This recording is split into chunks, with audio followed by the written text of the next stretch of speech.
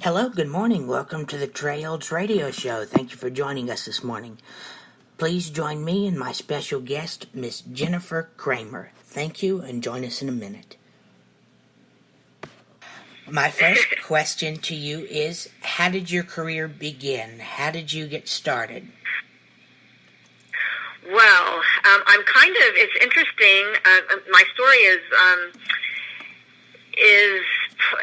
I'm kind of in two businesses, and I've kind of put them together, so they both have different trajectories and different ways that I got into them. And one of them, of course, was the family business of the film industry. And I did a lot of acting when I was a child in TV movies, and my sister and I used to sing and do telethons, and so it was sort of started very young as far as myself as an actor. And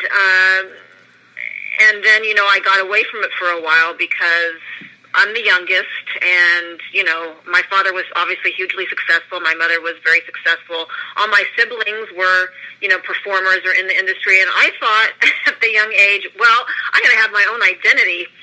I'm going to do something totally different. And I rode horses for a number of years, and competitively I wanted to go to the Olympics, and then I came back to acting as a teenager and discovered how much I really loved portraying characters, especially the ones that were very far away from who I am. And then I became very serious about it, and I attended Carnegie Mellon drama program and studied in New York at the New Actors Workshop, which Mike Nichols taught at. The director, Mike Nichols, he was one of the founders, and Paul Sills of Second City, and George Morrison, who was also a very wonderful acting teacher. And I really loved that. And then I did a lot of theater, and then here in Los Angeles, I studied with Larry Moss, and he always encouraged all of his students to be writers and actually write their own life stories and perform, their own life stories. And I didn't do that, but I started writing screenplays, basically. And now I'm sort of creating, now I'm behind the camera as well as in front of the camera, which was also something I thought I would never do because my father was, a great director, and I thought, well, I'll just be an actor, but, now I have kind of moved behind the camera and have a great interest in sort of having the vision.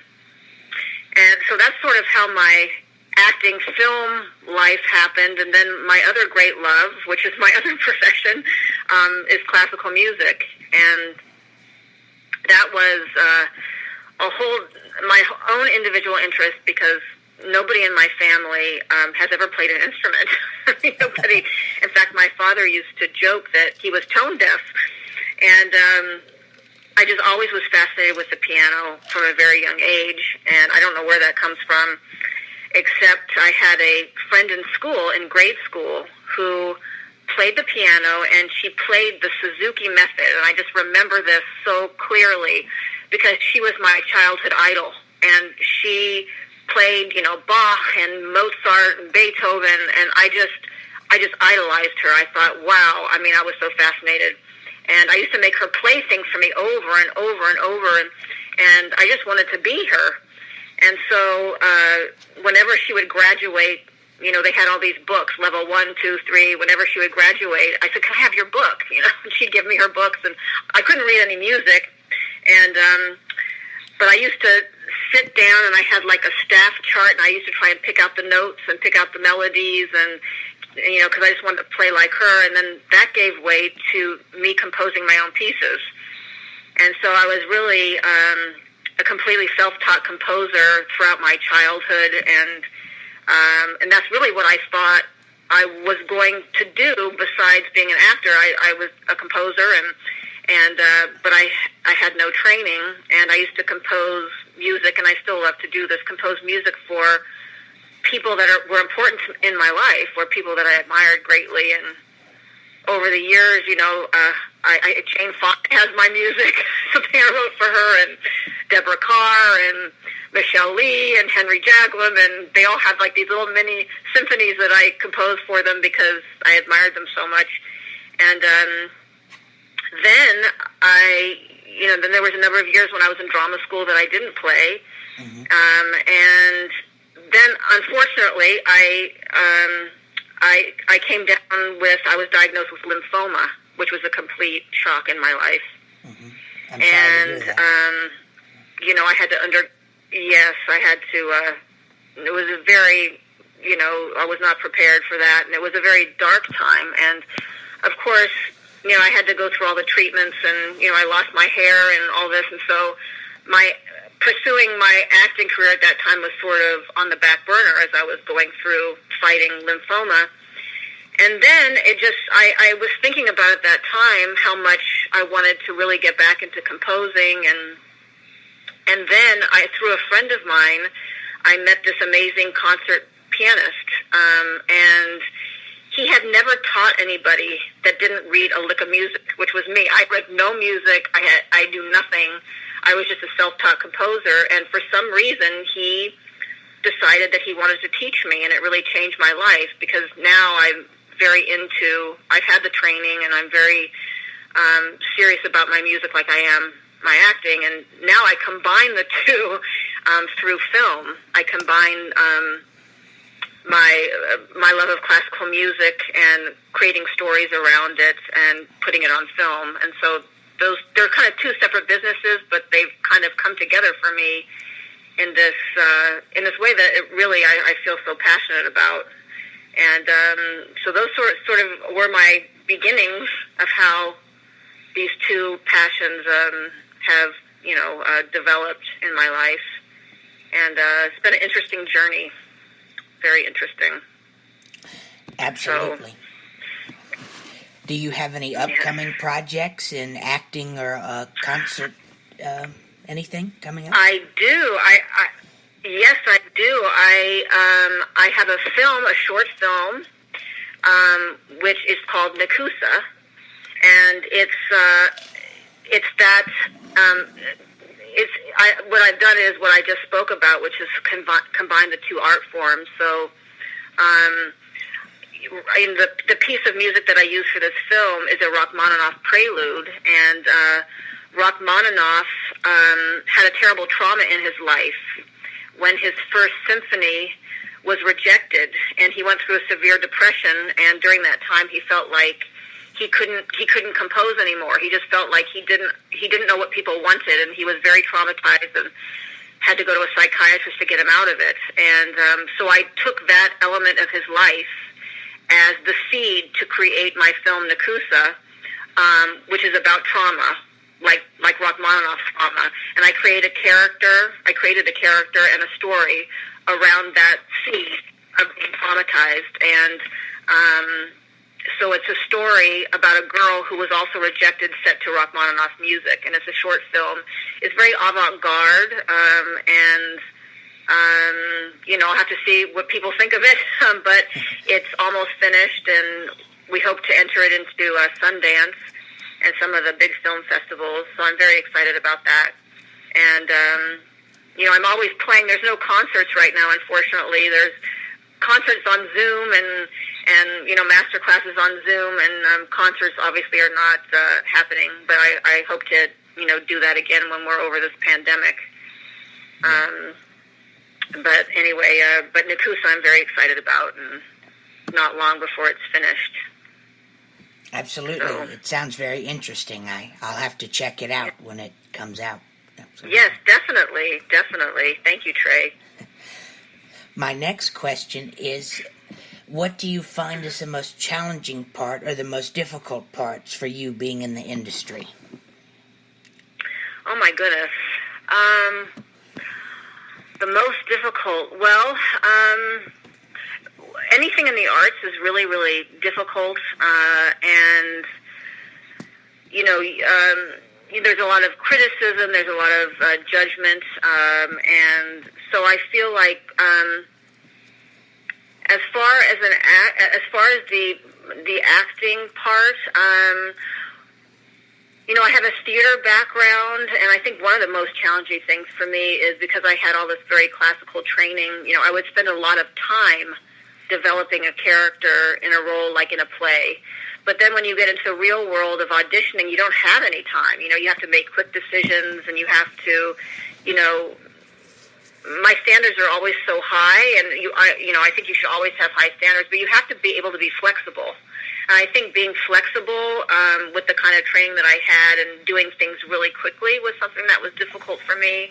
I think having my own identity in the industry because of my parents' success is also something that has been a challenge, because when you have a parent that is so famous, it's sort of, it remains very big in people's minds. And although I'm so proud of everything my family has accomplished, I'm also my own person and like to be recognized for my contributions and my talents. And but I've learned to kind of let go of that. But I think for a time that was difficult. And in music, I totally don't fit the box. And when you're a classical musician and do it very seriously, I'm telling you, you start at 3 and 4. And you train. And I didn't. That just wasn't. I didn't have those opportunities. I didn't have anybody that led me there, even though I had the interest. And I didn't start training until I was an adult.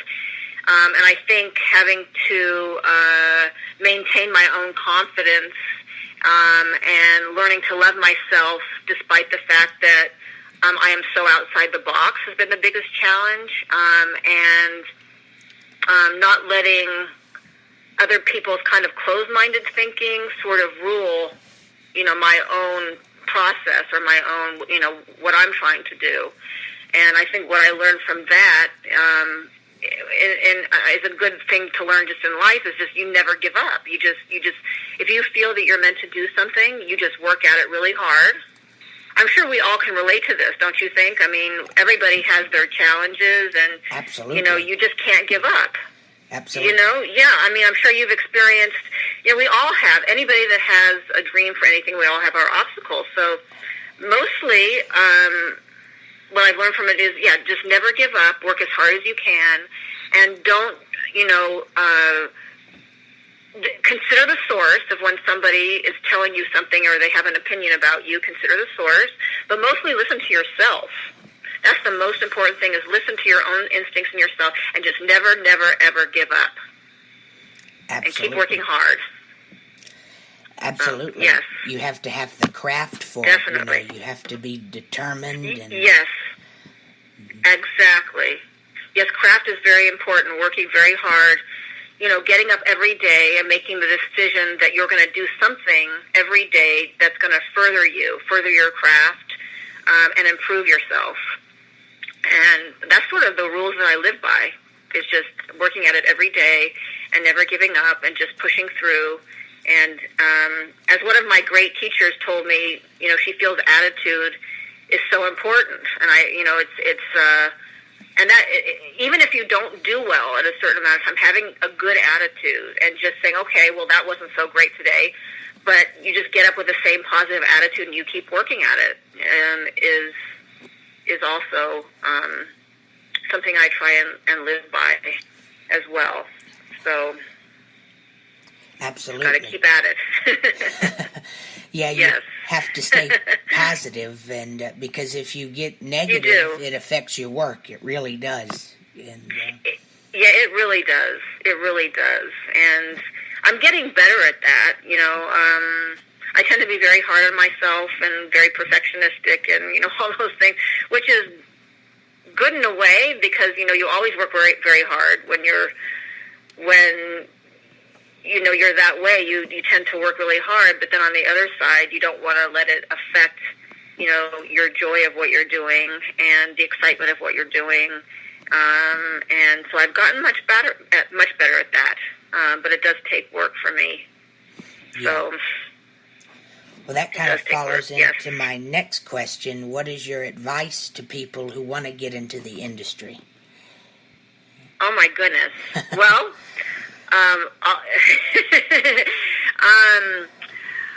I I'm still waiting for to accomplish my big successes so that I have real answers to that. But I think that I think my motto that I live by is like what I just said. Just